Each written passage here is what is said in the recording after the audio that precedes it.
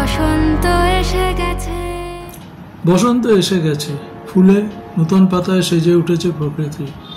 সে বসন্তের ছোঁয়া লেগেছে মনেও আর শরীরে। মানে এই সময়ে বসন্ত হাম ইত্যাদি রোগের প্রাদুর্ভাব বেশি হয়, সেটা জানো তো? তাহলে উপায়? মা ঠাকুমারা এই সময়ে রোগ প্রতিরোধ এবং গরম থেকে বাঁচতে তেতো খেতে বলতেন। আর এই সময় হট ফেভারিট কচি নিম পাতা। কাঁচা না, নিম বড়ি বেগুন ভাজা করেও খেতে পারো। আজকে আমি আপনাদের সঙ্গে নিম বড়ি বেগুন ভাজার রেসিপিটাই শেয়ার করব। তবে প্রথমেই বলে রাখি, এই রেসিপিটা কিন্তু আমার নিজের নয়। এই রেসিপির সম্পূর্ণ ক্রেডিট আমার বৌদি মালবিকা সাহার। ওই আমাকে এইভাবে নিম বেগুন রান্না করতে শিখিয়েছে। আমার ফ্ল্যাটের জানলায় সারা বছরই নিমের হাওয়া খেলা করে, আর ফ্ল্যাটের ছাদে সারা বছরই নিম পাতার লুটোপুটি।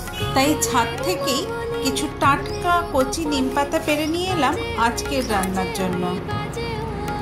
নিম বড়ি বেগুন রান্নায় আমাদের দ্বিতীয় উপকরণ বেগুন।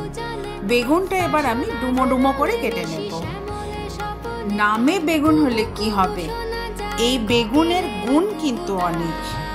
বেগুন যেমন রোগ প্রতিরোধ ক্ষমতা বাড়ায়, তেমনি ডায়াবেটিস নিয়ন্ত্রণ করে, হৃদরোগের ঝুঁকি কমায়, হজম শক্তি বাড়ায়, রক্তচাপ নিয়ন্ত্রণ করে, অ্যানিমিয়া কমায়। হাড় এবং ত্বকের জন্য বেগুনের উপকারিতা অনেক। যাদের ওজন অতিরিক্ত তাদের ওজন কমাতেও বেগুন সাহায্য করে। এমনকি ক্যান্সার প্রতিরোধেও বেগুন সাহায্য করে। নিমের অনেক ঔষধি গুণ থাকলেও অনেকে নিমের খুব অ্যালার্জি থাকে, তারা এই রেসিপিটি এড়িয়ে চলবেন। আর হ্যাঁ, দীর্ঘদিন ধরে বা অতিরিক্ত পরিমাণ নিম বেগুন খাবেন না, কারণ অতিরিক্ত পরিমাণ তেতো খেলে কিডনি এবং লিভারের ওপর ক্ষতিকর প্রভাব পড়তে পারে। আজকের রেসিপির দুটো প্রধান উপকরণ নিম আর বেগুন দুটোই আমাদের রেডি। এবার আমি বেগুনটা ভালো করে ধুয়ে নিয়েছি।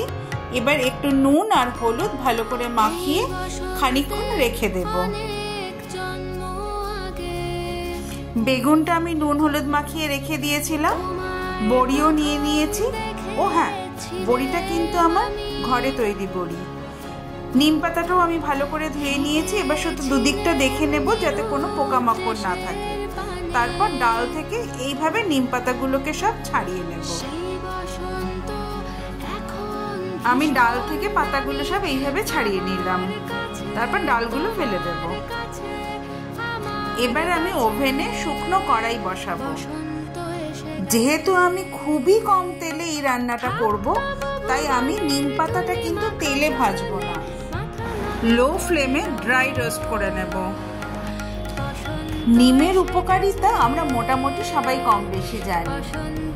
রোগ প্রতিরোধ ক্ষমতা যেমন নিমের আছে, তেমনি ডায়াবেটিসেরও মোক্ষম ওষুধ এই নিম।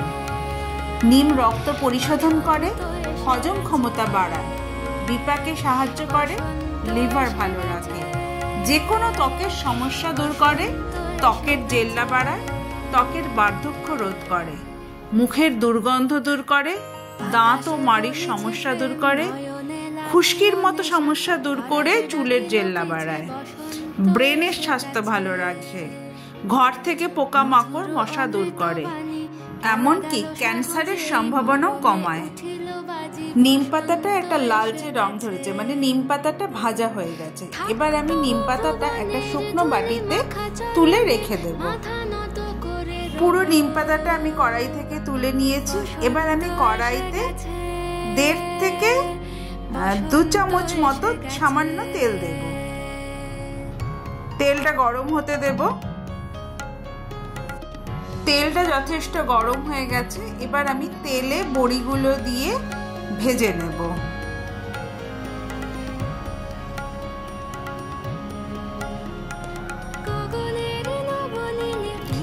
দেখছেন বড়িগুলো বেশ লাল লাল করে ভাজা হয়ে গেছে।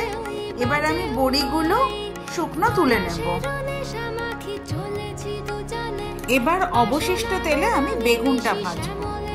বেগুনটার মধ্যে নুন হলুদ মাখিয়ে রাখায় যে জলটা বেরিয়েছে, সেই জলটা ঝরিয়ে আমি বেগুনটা ভাজবো। লো ফ্লেমে রেখে কড়াইটা ঢেকে দেবো, তাতে ধিমে আছে বেগুনটা সেদ্ধ এবং ভাজা হতে থাকবে। এবার দেখুন আমি ঢাকাটা তুলে নিয়েছি, বেগুনটা প্রায় ভাজা হয়ে গেছে, দেখুন লাল লাল হয়ে গেছে। এখানে একটা ছোট্ট টিপস দিই, বেগুনে নুন হলুদ মাখিয়ে রাখার জন্য যে জলটা বেরিয়েছে সেই জলটা ঝরিয়ে বেগুন ভাজলে বেগুন খুব কম তেলে ভাজা যায়, আর বেগুন ভাজা খেলে যাদের জিভ চুলকোয় সেই চুলকানিটাও হয় না। বেগুনটা আমার ভাজা হয়ে গেছে, বেগুনটা কিন্তু আমি এবার আর কড়াই থেকে তুলবো না, বরং কড়াইয়ের মধ্যে আগে থেকে ভেজে রাখা নিম পাতা আর বড়িটা যোগ করে দেব। সব কিছু একসঙ্গে নেড়ে চেড়ে মিশিয়ে ঢাকা দিয়ে লো ফ্লেমে 2-3 মিনিট হতে দেব। যারা বয়স্ক ভাজা বড়ি খেতে অসুবিধা হয় তাদের জন্য সামান্য একটু জল দিয়ে ঢাকা দিলেই বড়িটা নরম হয়ে যাবে। দেখুন কিছুক্ষণ পর আমি ঢাকনাটা তুলে নিলাম। এবার নিম, বেগুন এবং বড়ি তিনটেই বেশ নরম হয়ে গেছে, তার মানে আমার রেসিপি একেবারে রেডি টু সার্ভ। আমার নিম বড়ি বেগুন ভাজা এবার শুধু গরম ভাতে খাওয়ার অপেক্ষায়। রেসিপিটি ভালো লাগলে অবশ্যই লাইক, শেয়ার অ্যান্ড সাবস্ক্রাইব।